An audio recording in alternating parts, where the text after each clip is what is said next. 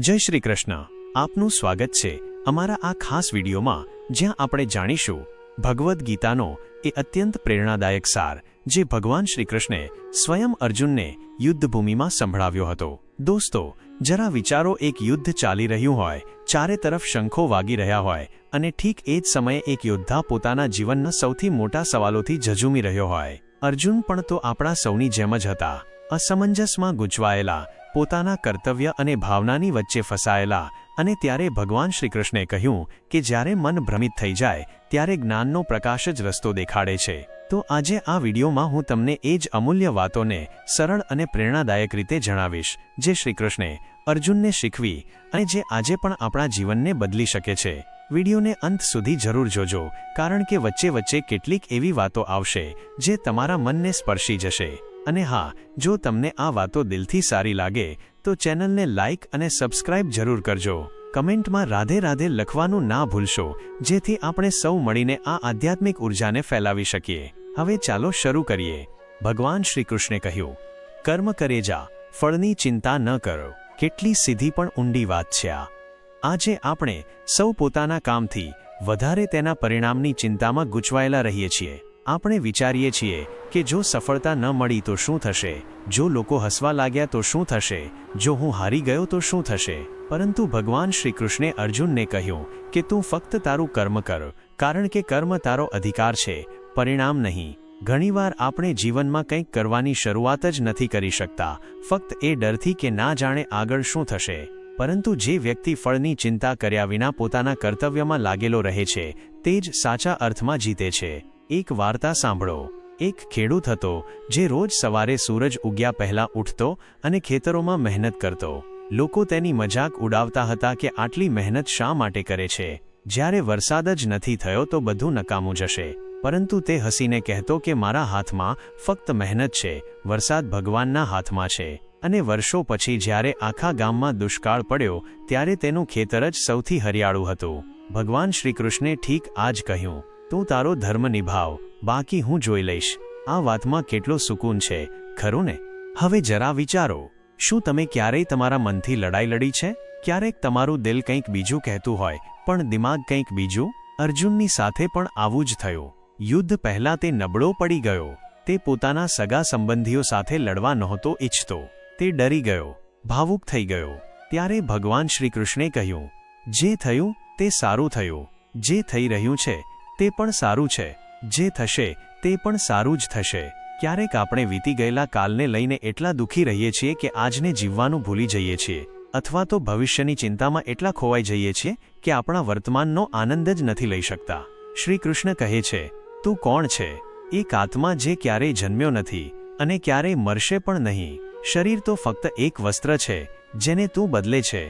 એનો મતલબ એ નથી કે જીવનના દુઃખ ખતમ થઈ જશે, પરંતુ એ જરૂર છે કે જ્યારે તમે જાણશો કે તમે ફક્ત શરીર નથી, આત્મા છો, ત્યારે દુઃખોની અસર ઓછી થઈ જશે। માની લો કે તમારો ફોન પડી જાય અને સ્ક્રીન તૂટી જાય, તમે દુઃખી થશો, પરંતુ તમે જાણો છો કે તે ફક્ત એક વસ્તુ છે, તમારી ઓળખ નથી। એવી જ રીતે જીવનના ઉતાર ચઢાવ પણ આપણી આત્માને સ્પર્શી શકતા નથી જો આપણે સત્યને ઓળખી લઈએ। હવે જરા એક બીજી વાર્તા સાંભળો। એકવાર એક રાજાએ એક સંતને પૂછ્યું, કોઈ એવું વાક્ય બતાવો જે મારા દુઃખમાં મને સાંત્વના આપે અને મારા સુખમાં મને સંયમિત રાખે। સંતે કહ્યું, આ સમય પણ પસાર થઈ જશે। શ્રી કૃષ્ણે પણ આ જ વાત કહી, સુખ દુઃખ તો આવતા જતા રહે છે, તું તેનાથી પ્રભાવિત ન થા। જો તમે દુઃખમાં તૂટી જાઓ છો અથવા સુખમાં ઉડવા લાગો છો તો તમે સંતુલન ગુમાવી દો છો, પરંતુ શ્રી કૃષ્ણ કહે છે, યોગસ્થ રહો, સંતુલનમાં રહો। આ જ જીવનની કળા છે। શું તમે ક્યારેય ધ્યાન આપ્યું છે, જ્યારે આપણે ખુશ હોઈએ છીએ ત્યારે સમય ઉડી જાય છે, જ્યારે દુઃખી હોઈએ છીએ ત્યારે સમય થંભી જાય છે? કેમ? કારણ કે સમય એ જ હોય છે, પણ આપણું મન બદલાય છે। તેથી શ્રી કૃષ્ણ કહે છે, મન જ મિત્ર છે અને મન જ શત્રુ। જો મનને કાબૂમાં રાખો તો તે જ તમારો સૌથી સારો દોસ્ત બને છે, નહીંતર તે તમને તમારી જ વિરુદ્ધ કરી દે છે। શું તમને ક્યારેય લાગ્યું છે કે તમે પોતાને જ નથી સમજી શકતા? એવામાં શ્રી કૃષ્ણની વાણી ફરીથી માર્ગદર્શન કરે છે। તેઓ કહે છે, આત્માને જાણો, તેને ઓળખો, એ જ સાચું જ્ઞાન છે। દોસ્તો, જો તમને લાગી રહ્યું હોય કે આ વાતો ફક્ત આધ્યાત્મિક છે તો જરા ફરીથી વિચારો। આજના સમયમાં જ્યાં ચિંતા, તણાવ અને અસંતોષ દરેકના જીવનનો ભાગ છે, ત્યાં શ્રીકૃષ્ણની આ વાતો આપણને સ્થિરતા આપે છે. ભગવાન શ્રીકૃષ્ણે કહ્યું કે જે વ્યક્તિ દરેક હાલમાં સ્થિર રહે છે, ન સુખમાં ફૂલાતો નથી અને ન દુઃખમાં તૂટતો નથી, તે જ યોગી છે. જરા વિચારો, શું આપણે આવું કરી શકીએ છીએ? આપણે નાની નાની વાતોમાં ગભરાઈ જઈએ છીએ. કોઈ કંઈક બોલી દે તો દિવસભર વિચારતા રહીએ છીએ. થોડી તારીફ થઈ જાય તો પોતાને મોટા સમજવા લાગીએ છીએ. પરંતુ શ્રીકૃષ્ણ કહે છે કે જ્યાં સુધી તમારું મન તમારા નિયંત્રણમાં નથી, ત્યાં સુધી તમે બાહ્ય દુનિયાના ગુલામ છો. તો હવે સવાલ એ ઉઠે છે કે મનને કેવી રીતે કાબૂમાં લાવીએ? ઉત્તર પણ શ્રીકૃષ્ણે જ આપ્યો છે. ધ્યાન કરો, મનને તમારા ભીતરમાં લગાવો, તમારા ભીતરનો અવાજ સાંભળો. આ ભાગમાં હું તમને જણાવીશ કે તમે શ્રીકૃષ્ણની વાતોને તમારા રોજિંદા જીવનમાં કેવી રીતે ઉતારી શકો છો, બિલકુલ સરળ ભાષામાં અને વાર્તાઓ દ્વારા. એકવાર અર્જુને શ્રીકૃષ્ણને પૂછ્યું, હે માધવ, જીવનમાં સાચું સુખ ક્યાં છે? શ્રીકૃષ્ણ હસ્યા અને બોલ્યા, જેણે પોતાની ઈચ્છાઓને કાબૂમાં કરી લીધી તે જ સાચો સુખી છે. હવે તમે જ વિચારો કે આપણા દુઃખોનું મૂળ શું છે? હંમેશા કંઈક મેળવવાની લાલસા. જો આપણને કંઈક મળી જાય તો વધારે જોઈએ, અને જો ન મળે તો દુઃખી થઈ જઈએ છીએ. જેમ કે એક માણસ હતો જે ખૂબ જ અમીર બનવા માંગતો હતો. દિવસ રાત મહેનત કરી, ખૂબ પૈસા કમાવ્યા, પરંતુ છતાંય ચેન ન મળ્યું. એક દિવસ તે સંત પાસે ગયો અને બોલ્યો, હું ખૂબ અમીર છું પણ ખુશ નથી. સંત હસ્યા અને બોલ્યા, તું દોલત જોડી રહ્યો છે પરંતુ સંતોષ ભૂલી ગયો છે. અને યાદ રાખ, જ્યાં સંતોષ છે ત્યાં જ સુખ છે. શ્રી કૃષ્ણ પણ આ જ કહે છે. જે વ્યક્તિ પોતાના ભીતરમાં સંતોષ પામી લે છે, તેને બહારથી કંઈ માંગવાની જરૂર નથી હોતી. આ વાત જેટલી ઊંડી છે એટલી જ સરળ પણ છે. હવે જરા વિચારો, શું તમે ક્યારેય ગુસ્સામાં પોતાનો આપો ખોઈ બેઠા છો? એવામાં શ્રી કૃષ્ણ કહે છે, ક્રોધથી મોહ ઉત્પન્ન થાય છે, મોહથી સ્મૃતિ ભ્રષ્ટ થાય છે, અને જ્યારે સ્મૃતિ નષ્ટ થાય છે તો બુદ્ધિનો નાશ થાય છે. કેટલી સીધી વાત પણ કેટલી સચોટ. ગુસ્સામાં આપણે એ જ કરીએ છીએ જેનો પછીથી આપણને પસ્તાવો થાય છે. તેથી શ્રી કૃષ્ણ કહે છે કે સંયમ જ સાચું બળ છે. જે પોતાના ઉપર વિજય મેળવી લે તે જ સાચો વિજેતા છે. આજે જ્યારે દુનિયા બાહ્ય વિજયની વાત કરે છે, મોટી ગાડી, મોટું ઘર, મોટો હોદ્દો, શ્રી કૃષ્ણ આપણને ભીતરના વિજય તરફ બોલાવે છે. હવે વાત કરીએ કર્તવ્યની. શ્રી કૃષ્ણ વારંવાર કહે છે, ધર્મો રક્ષતિ રક્ષિતઃ, અર્થાત જે પોતાના ધર્મની રક્ષા કરે છે, ધર્મ તેની રક્ષા કરે છે. ઘણીવાર આપણે વિચારીએ છીએ કે શું સાચું છે, શું ખોટું, પરંતુ જો આપણે પોતાના કર્તવ્ય પ્રત્યે ઈમાનદાર છીએ તો તે જ સાચું છે.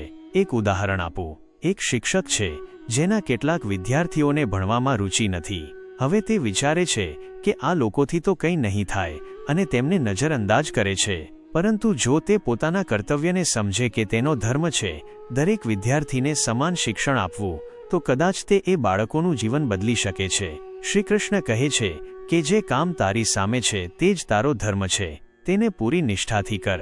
ક્યારેક આપણે વિચારીએ છીએ કે દુનિયા શું કહેશે, પરંતુ શ્રી કૃષ્ણે અર્જુનને કહ્યું કે લોકો તો હંમેશા કંઈક ને કંઈક કહેશે.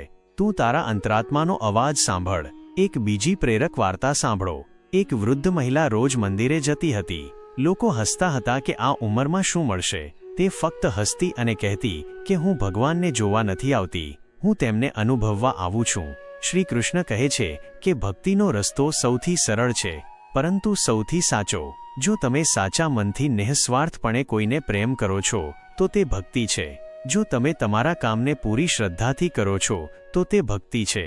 જો તમે તમારા જીવનને બીજાઓની ભલાઈમાં લગાવો છો તો તે પણ ભક્તિ છે. તો હવે સવાલ એ ઉઠે છે કે શું શ્રી કૃષ્ણ આજે આપણી સાથે છે?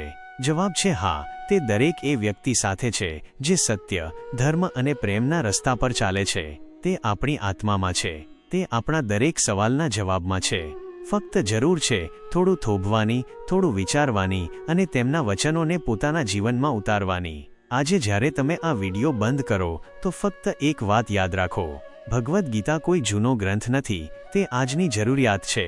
તે દરેક એ વ્યક્તિનો સાથી છે જે જીવનને સાચા અર્થમાં સમજવા માંગે છે. જો તમારા મનમાં પણ ક્યારેય કોઈ સવાલ ઉઠે તો શ્રી કૃષ્ણને પૂછો, તમને જવાબ જરૂર મળશે.